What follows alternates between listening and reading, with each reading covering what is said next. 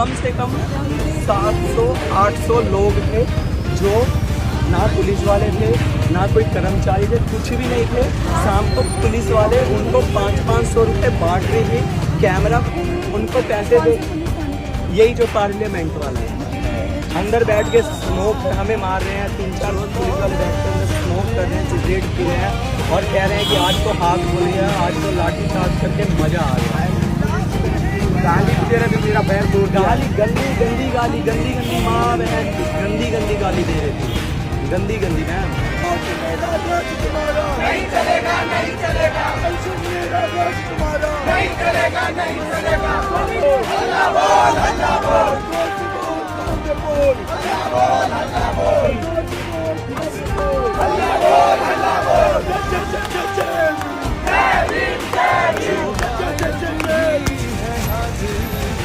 जो मंजर